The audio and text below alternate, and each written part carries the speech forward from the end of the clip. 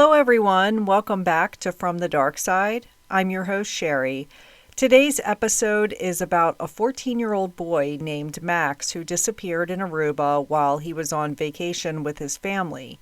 Everyone knows what happened in Aruba in 2005. Natalie Holloway has become a household name, but not a lot of people know that 1 year prior, a 14-year-old named Max Devries disappeared in Aruba as well. Natalie Holloway's case received so much media attention, much like Gabby Petito or Madeleine McCann. I wish all missing persons cases had that level of attention. As a side note, Gabby Petito's family has done a lot to get other missing persons cases out in the media. They appreciated all the attention their daughter's case received, but they have been advocating for other lesser-known cases to get news coverage as well. Max's case, there's not a whole lot of news article coverage, but there is a couple TV programs and I found a couple discussion groups. If you've heard of Max's story before, there hasn't been any new info in the last few years. This case is unsolved and Max's family is still searching for answers 21 years later. This is episode 157, The Case of Max Devries. We're going back to 2004 for this story. Popular movies were The Passion of the Christ, Spider-Man 2, The Village, The Aviator, Shrek 2, The Day After Tomorrow.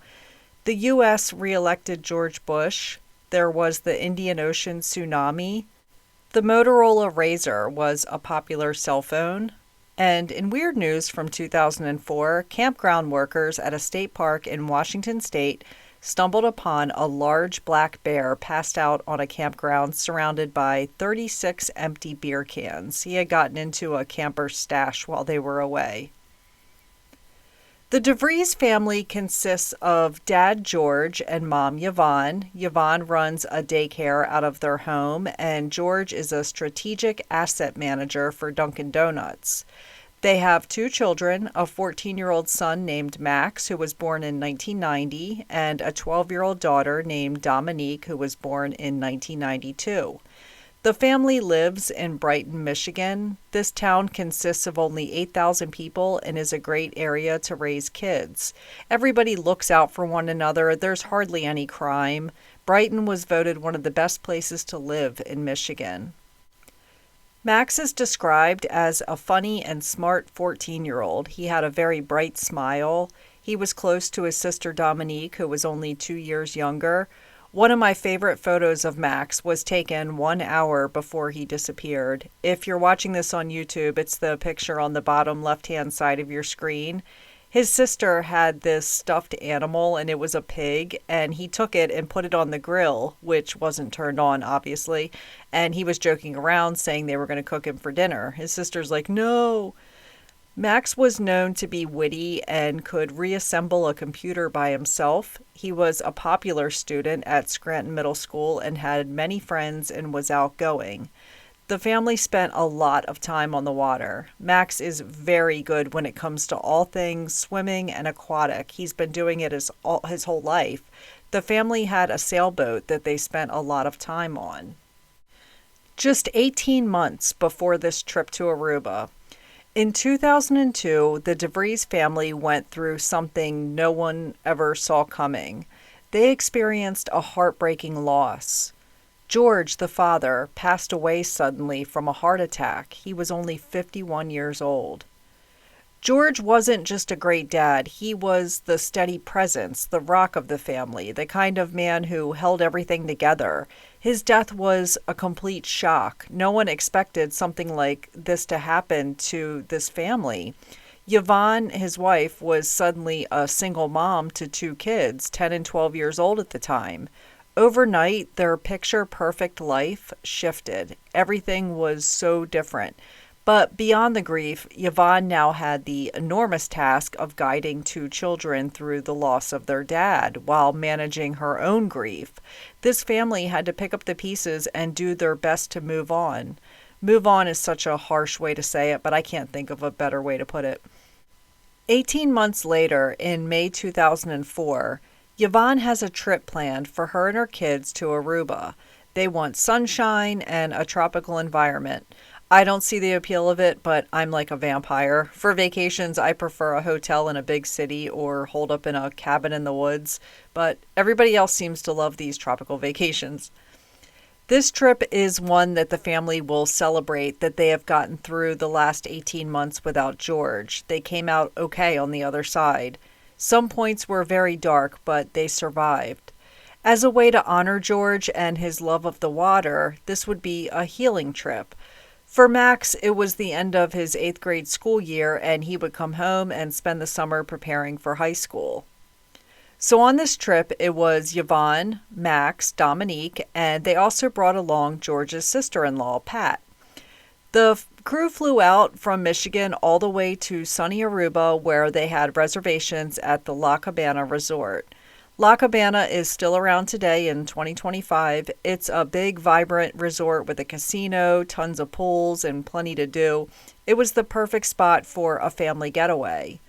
The kids, Dominique and Max, weren't little anymore. They were 12 and 14, so they mostly hung out by the pool and did their own thing and whatever it is teens like to do when they're on vacation. Having Aunt Pat along made everything easier. She and Yvonne could split up, each taking one of the kids, so everyone got to do what they wanted. It's always great having another trusted adult with you on a trip. It just gives everyone a little more freedom and a peace of mind. As they settled into vacation mode, you know how it is. You're not just in a new place, you're in a different mindset. You're there to escape the routines, the responsibilities, and real life. So naturally, you start to let your guard down a little bit. That's part of what makes a vacation feel like a vacation. You relax, you breathe, you trust that everything's going to be okay. Especially for this family, having just lost their dad and husband, I remember thinking after my son died that nothing bad could ever happen to me again. I felt untouchable and immune to further tragedies. I believed I'd never face a serious car accident. I would never fall deathly ill. I had already endured the worst thing imaginable, and lightning wouldn't strike our family twice. I was incorrect to feel this way, but in those early days, that belief gave me a strange kind of armor. This may have been what was going through Yvonne's mind. I'm not saying it was, but it could have been. According to Yvonne, during her appearance on Paramount's Never Seen Again, this is the timeline for how everything went down. The kids were having a great time at the hotel and made friends with other kids. She said hearing them laugh and smile and splash around in the pool was wonderful. She said everything changed and her life fell apart in just the blink of an eye. The wonderful vacation she envisioned would be anything but that. Yvonne says Max wanted to play pool. There were pool tables upstairs near a restaurant. She said there was a man there in his 30s playing pool, and Max joined him. This man was there with his dad, who was in his 50s. We'll call them Junior and Senior throughout the rest of the episode. If you want to Google their real names, be my guest since it's pretty accessible. Again, Junior is in his mid-30s. His dad, Senior, is in his mid-50s. Junior was adopted by Senior when he was a kid, and they were in Aruba celebrating Junior's adoption anniversary. They're from Chicago, Illinois, and like the Devries family, they were on vacation. They seemed like a wonderful father and son. They were very polite and played pool with Max. Yvonne is thinking maybe Aunt Pat would want to talk to Senior. They're both around the same age, and they were both single. Yvonne and Max talked to the men for a while and explained they were on vacation to honor her husband George, who passed away recently. He loved the water and sailing, stuff like that. Senior said his wife had passed away recently as well, so he understood their pain. Junior took a big interest in Max. They talked and laughed and played pool together. One of them asks Yvonne what their plans were for the rest of the trip. Do you guys want to hang out with us? Yvonne tells them that her and the kids were going parasailing tomorrow, and they were like, okay, cool, meet you there.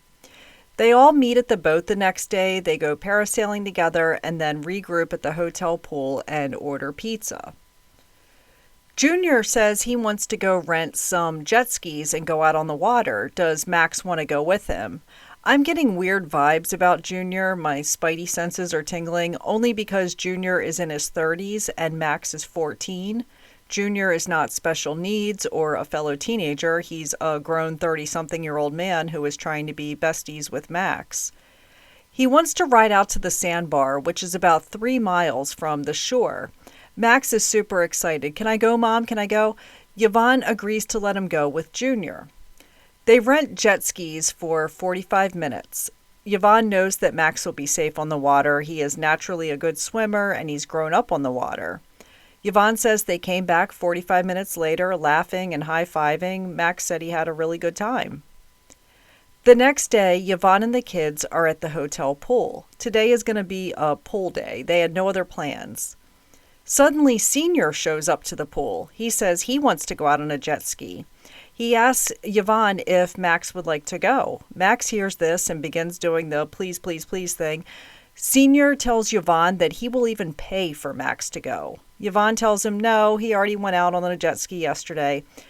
Max asks again if he could please go. They won't be gone long. Yvonne decides to let Max go.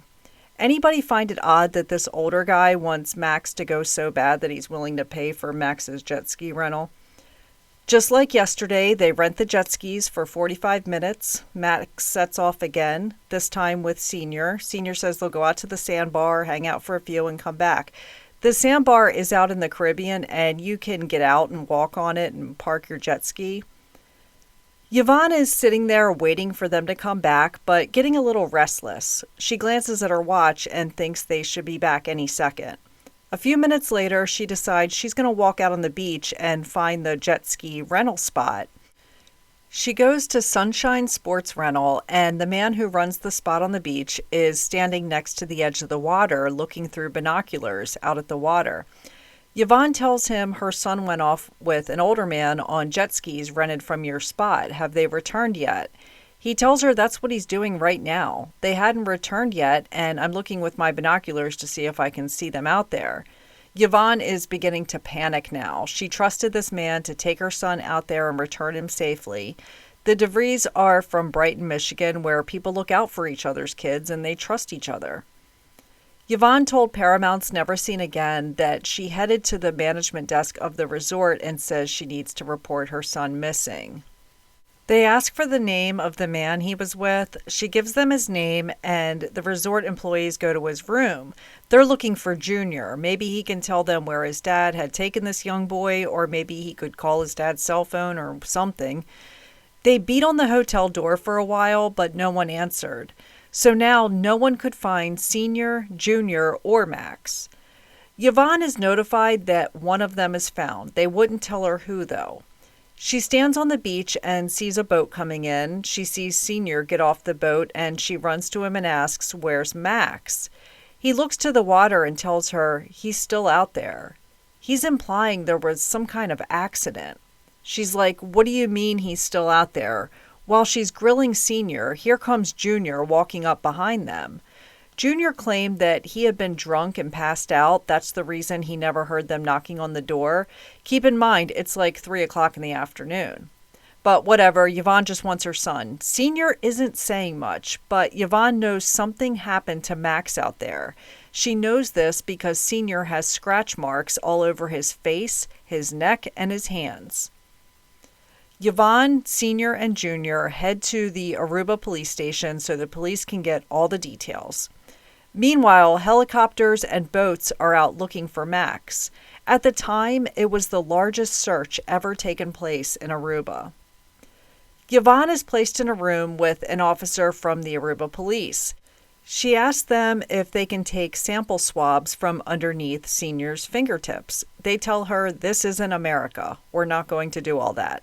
She asks them to give Senior a polygraph. They tell her no again. Yvonne offers to pay for any kind of polygraph or DNA test. They say no, they're not going to do that. Even though there's this large-scale search and rescue mission going on for Max, which they did go all out for, there isn't much of an investigation into how he ended up missing. This cop isn't investigating. He's just taking down a report.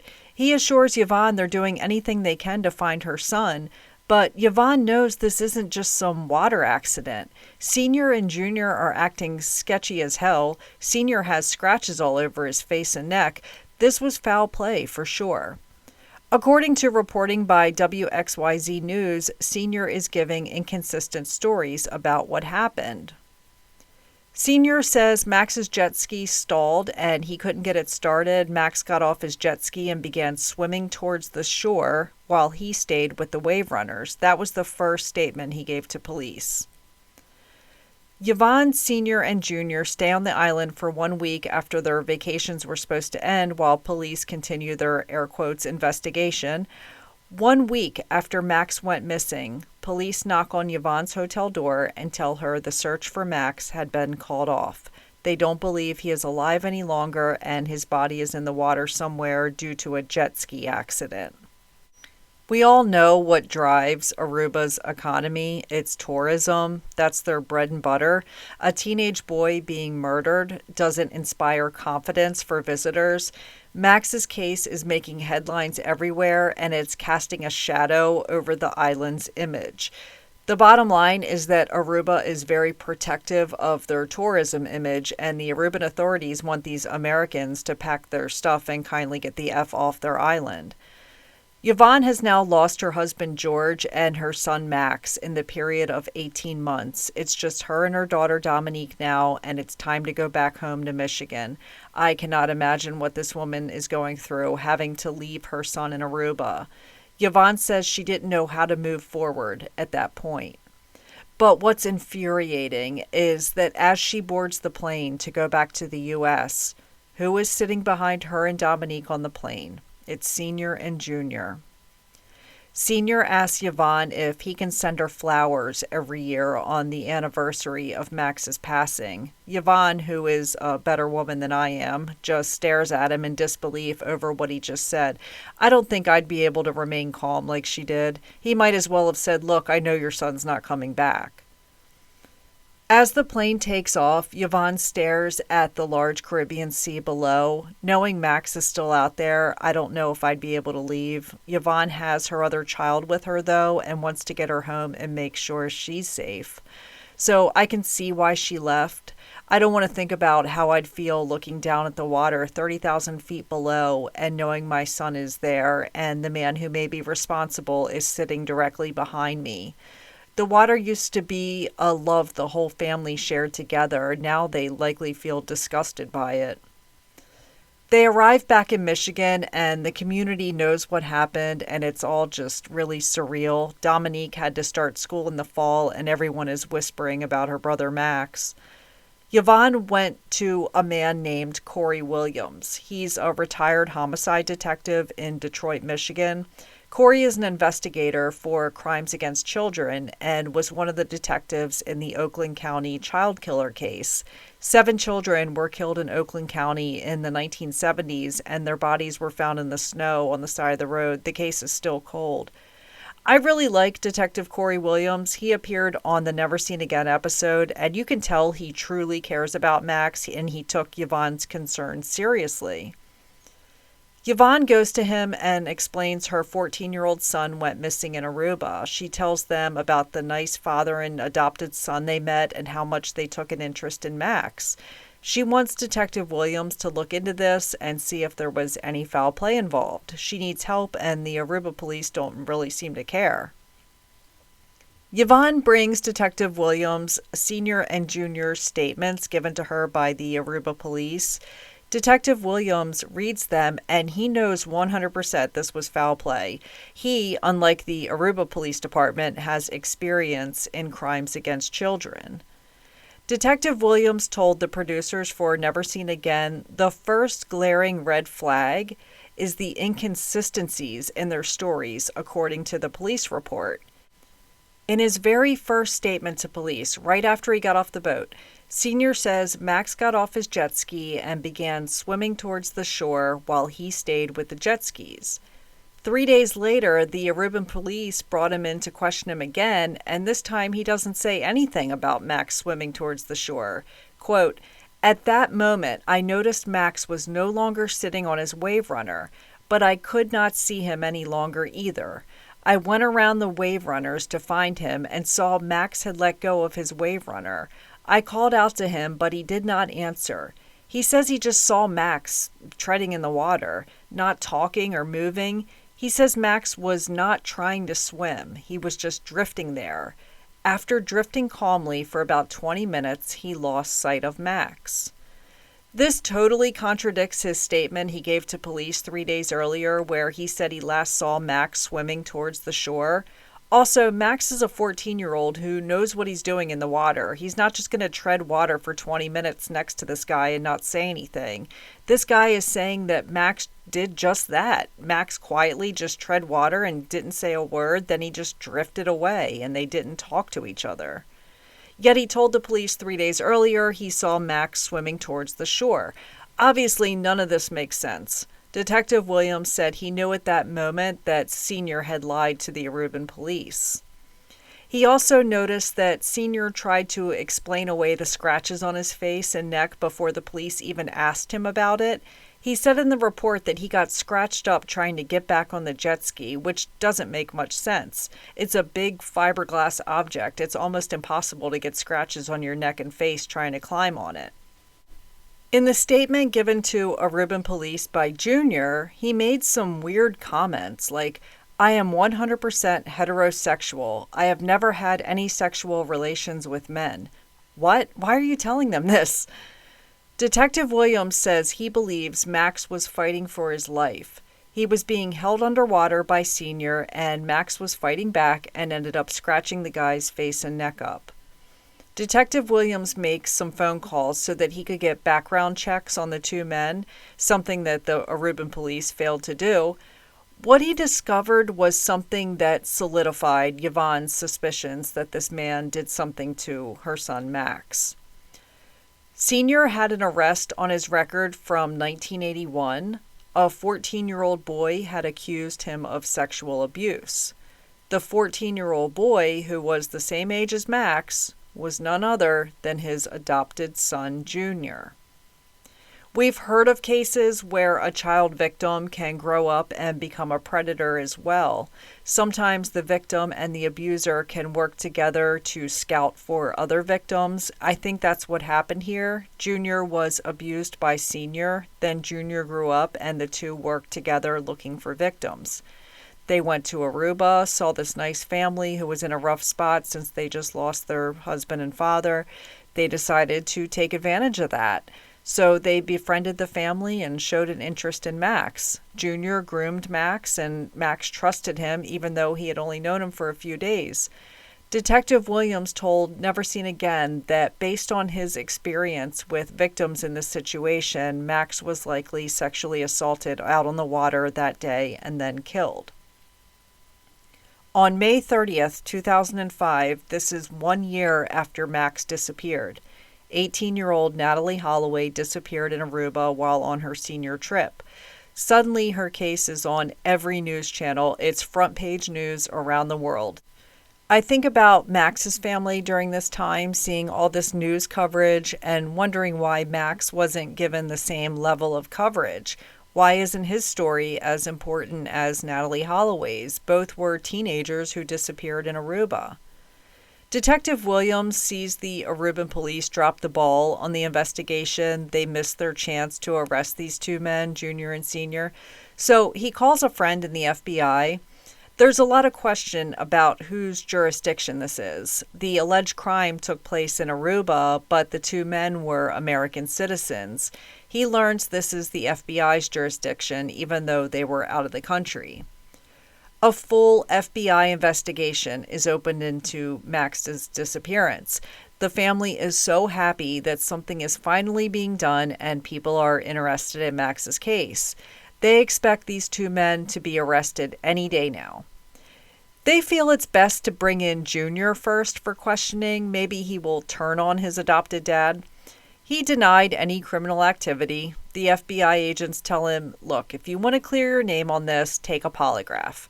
He says, okay, no problem. He'll come back tomorrow and take the polygraph. But he failed to report for the polygraph, which we all knew was going to happen. He likely knew he wouldn't be able to pass it. This FBI investigation doesn't last long. Yvonne received a phone call that said the agent assigned to Max's case had to stop investigating it because he was being reassigned to a case involving terrorism. This is heartbreaking for Yvonne and her family, and also to Detective Williams. They really thought they were going to find out what happened to Max that day and someone would be held responsible. Many years went by with no new information about this case until April 2016, when Yvonne received a message from a woman who wanted to speak with her. Yvonne's like, "I'm all ears. What do you have?" This woman claims that she is a former girlfriend of Junior. They had only dated for about a year. She said one day while they were dating, Junior's father, Senior, came to visit. They were sitting around talking, and Senior asked her if his son ever talked to her about the 14-year-old boy who went missing in Aruba years ago. She said, "No, he's never told me anything about that." He tells her Junior was very close to him and it hurt him really bad. Later that night, she asked Junior about this. Who was your dad talking about? A teenage boy went missing in Aruba? What's all that about?" He flipped out on her and screamed for her to never mention it again.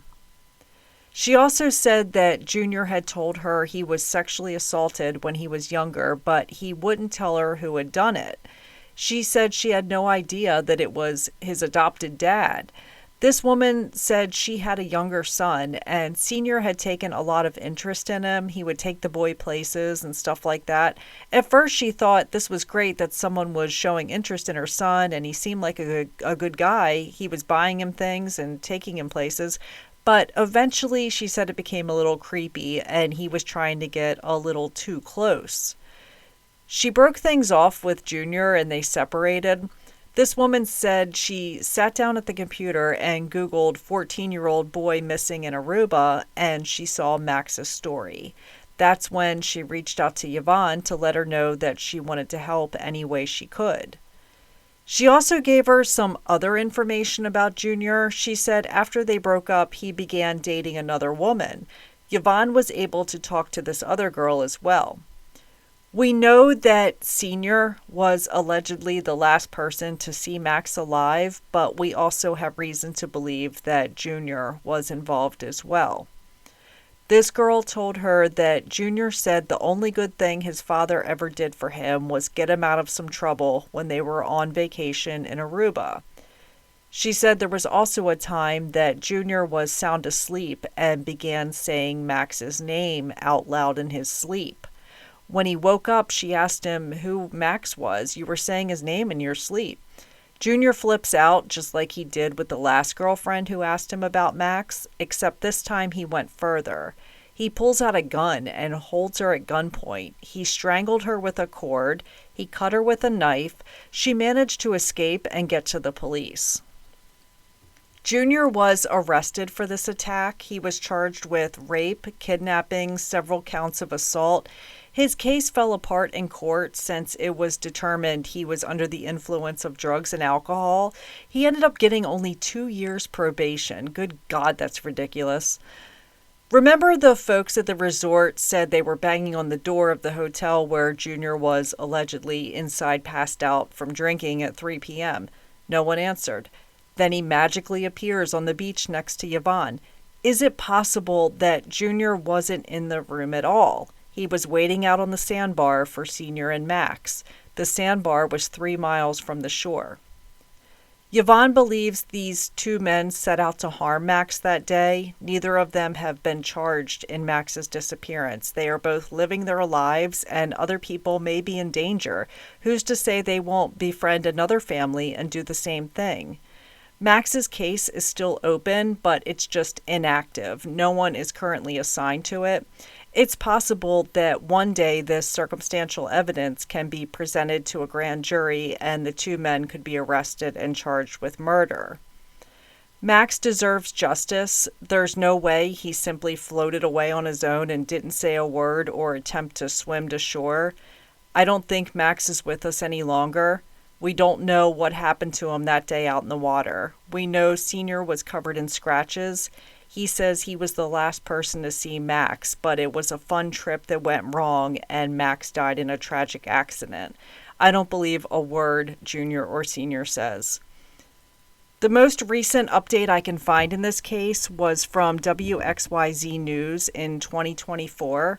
Yvonne told a reporter, quote, "For a little boy who was lost and taken from his sister, his family, for all those who loved and missed him, to not even still have a death certificate for this day, I want the follow-through that he never got from the beginning. There's been nothing other than a little boy lost at sea, and that's not what it was. Was he abducted? Was he sold? Was he molested and killed on the water? Something happened, and I just want to know what happened. I just have that limbo of wondering what happened to Max that day." Max has a headstone in a cemetery that reads he was lost at sea. It's next to his dad's headstone. Both have beautiful engravings of a sailboat. Max's headstone is like a reverse image of his dad's. It's very beautiful. If alive today in 2025, Max would be 35 years old. My heart is with his family and friends. Rest in peace to Max Devries. That's it for this week, and I'll see you all again soon. Take care, and much love to you all.